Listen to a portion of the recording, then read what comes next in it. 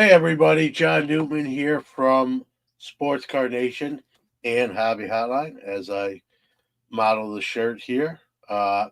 Just got out of the shower, don't mind the slick hair appearance. I normally don't do what I'm about to do, which is sort of a rebuttal video. Fellow content creator Michael Seguino, you might know him as Ziggy No, did a not so friendly hobby hotline video. Nothing wrong with that, right? It's a free country. This is America. I did answer some of the questions on his video, but my response didn't seem to make the board. So either he deleted those comments or didn't approve them. And that's fine. It's his channel, just like this is mine. This is airing on Sports Card Nation's uh, YouTube and Hobby Hotline's YouTube. I'm going to make this as short as I can and answer some of those questions in Ziggy's video, if you will.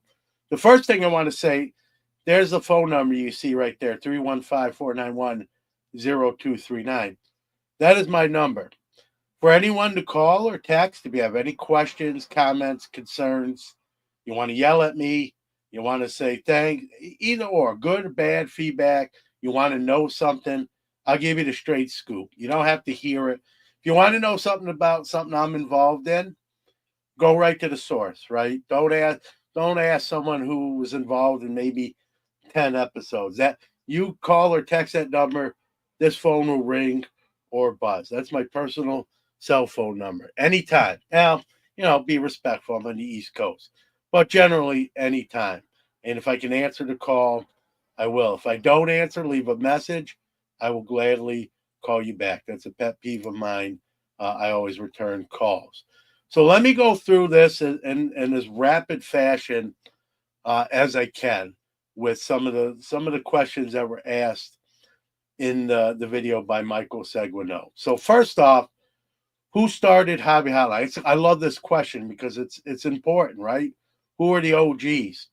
Well, at the end of 2019, a group of us got together and started to talk about launching Hobby Hotline and what the format would be, what it would look like, how often we would do it, how many people on screen, all that stuff.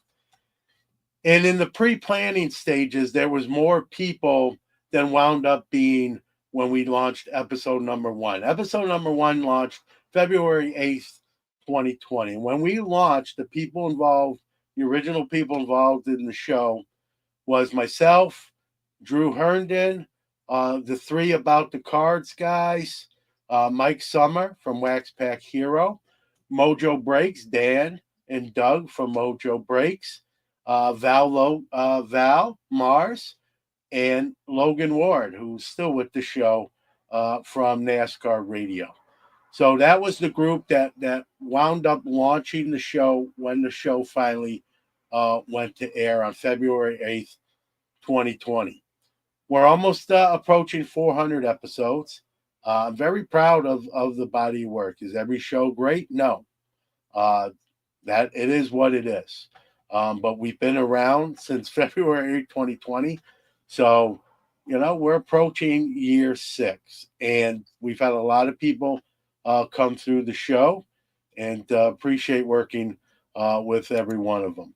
Another question brought up sponsorship, about getting sponsors for Hobby Hotline.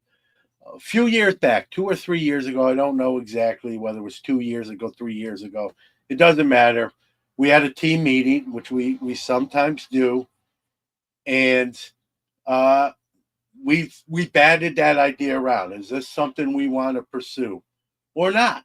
And the consensus was, let's not do that because if we have a sponsor and then we got to talk about something maybe negative, let's not get into that catch 22. So ultimately, the majority said no sponsorship. It's never came up again. So at this time, we're not going to have sponsors. It's not even on the table. What happened with Drew Herndon? He's one of the originals of the show. And we don't talk anymore. We used to be close friends. I'm not gonna throw him under the bus, but there were some serious accusations made involving Drew, and I called him up, and I basically asked him, maybe you should probably step down from the show, at least until this thing is all hashed out and goes away, if it does. And wasn't rooting against the guy, and he agreed to step down. As far as a hostile takeover, I had already had all the OGs from when the show launched had all the passwords and access to all the controls. So with no hostile takeover, but I did ask Drew to step down for his own good and the good of the show. What happened? Why was Michael Seguino asked to leave Hobby Hotline? He was part of, I don't know how many episodes in a couple of the early years, and I let him. It's his business, but he basically called a fellow content creator a very derogatory and insensitive name, not really becoming what adults should call other adults. That's all I'll say. It became widely known. Many people involved with Hobby Hotline reached out to myself and Drew, who at that point were sort of the two frontmen, if you will, and basically said, this is wrong. He's refusing to apologize. And if you don't do something about it, guys, we're basically going to leave. So it's him or us. And ultimately decided it's probably best if he not be part of Hobby Hotline anymore. Drew had a different relationship with Michael than I did, was closer to him. So Drew asked me, hey, John, if we're doing this, can I make that call to Michael? I know him better. Maybe the blow will be softened. And I said, Drew, if you want to do that, by all means, you can. But we got to do it today. And if you don't, something happens, you can't do it, you have a change of heart, you don't want to, do it, let me know. I have no problem doing it. He wound up calling me back a few hours later and said that he had that conversation and it was over. I informed the rest of the Hobby Hotline team that was the case, and we went back on his business as usual. I saw Michael at the National. I don't run from people. I don't, I wouldn't say we're buddies by any stretch of imagination. He wouldn't say that, so I'm not going to say that. He approached me and he was very apologetic. And I said, Michael, you don't really have to apologize to me. You probably should apologize to the person you made those insensitive remarks to. He asked if maybe it was possible to come back. I said it probably not. Would really upset the apple cart and the dynamic of the show, and a lot of people would probably not want to stay on. He asked who made the final call. I told him basically that most of the room, 80% of the room, said it was you or them. So in a sense, I made the final call, but it was general consensus. And even I say 80%, the 20% that didn't say that didn't say anything. They just kind of stayed out of it, abstained, if you will. As far as, Drew saying John made the final call and me telling Michael that Drew made the final call, I made the final call, but Drew made the call to Michael when he asked me if he could do it rather than me do it. And I let him do that. Not that I didn't want to, but he asked me, and his relationship was different he had some other irons in the fire with him. They were doing some other business deals, if you will, and he asked if he could be the one to make the call. I said, that's fine, Drew, if you want to. But if you don't want to, I don't have a problem doing it. I believe all of Michael Seguino's Hobby Hotline episodes are on the Hobby Hotline platform. Nothing was deleted by me. So if you want to see him and his performances on Hobby Hotline, they're still there as far as I'm concerned. You will not find them on Bench Clear. Only new episodes when we went over to that platform are on there. And at that point, Michael was no longer part of the show. So you won't see him on that platform, but my Ziggy's episodes are on Hobbies Hotlines. Nothing was deleted. He's part of the show. It's like Saturday Night Live, right? Cast members come and go. They don't delete the episodes for anyone that leaves the show. So that's just what it is. What's going on with the show? Summer format. All right. A lot of people are busy. Different things. We got the national coming up. Obviously, we're going to first and third Saturdays at this point. Um, so just to some of the news cycles kind of slow down a little bit. There's still news happens. Obviously, I'm not saying that, but we can get away with first and third Saturday with the roster we have. It just works a little bit better. We can always go back to every week, and we may, or we may not. But for the summer at least, and then we'll get through summer and we'll look at it again. So first and third Saturdays, we still are a call-in show. I can't make people call in. That is up to individuals. And Michael, you're welcome to call in if you want to go over anything or contradict anything I'm saying. Although I'm giving you verbatim what actually happened. That is what it is. Again, my phone number. Anyone that wants to discuss anything pertaining to the show or whatever, say, hey, what's up? You got this card? I'm looking for whatever the case may be. That's my phone number. I don't hide behind the screen. If you see me at a show or the National itself, and you want to ask me something, I'm the ugly guy walking around the floor. Just walk up to me and tap me on the shoulder and say, hey, dude, and a conversation will ensue. Do I talk a lot? I don't have to answer that. I do talk a lot. I'm a New York City kid. I grew up in New York. Most New Yorkers, I won't say all, paint with a broad brush. New Yorkers are talkative. Do I talk a lot? I do. Do I preach? Sometimes. I'm not a certified pastor, so I don't really call it preaching. I have 40 years in the hobby, right? I learned a couple things. I used to be full-time at 6 or 7 years. I do fairly well still with shows in bulk subbing for SGC. So, I know a thing or two. I've learned a thing or two. I'm still learning a thing or two every day.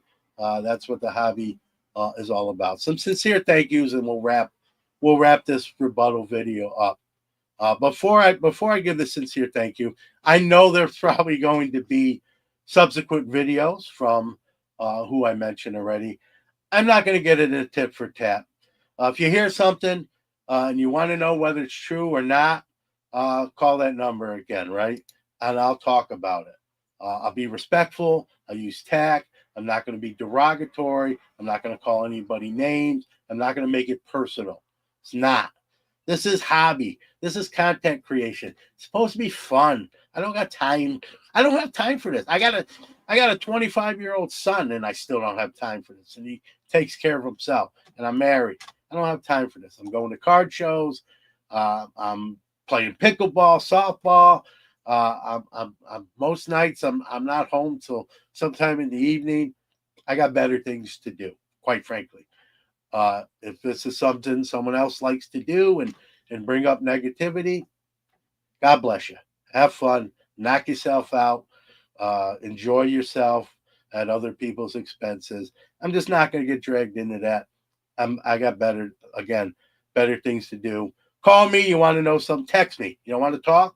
Text. The answer will be the same. You just won't hear my voice. You just see words. Okay, let's wrap this up. I went too long already. Again, New York City kid. All right, sincere thank yous. We've had, I believe, we might have crossed over 40 people. I don't know. We've had around 40 people involved in Hobby Hotline from its inception and launch date of February 2nd, 2020.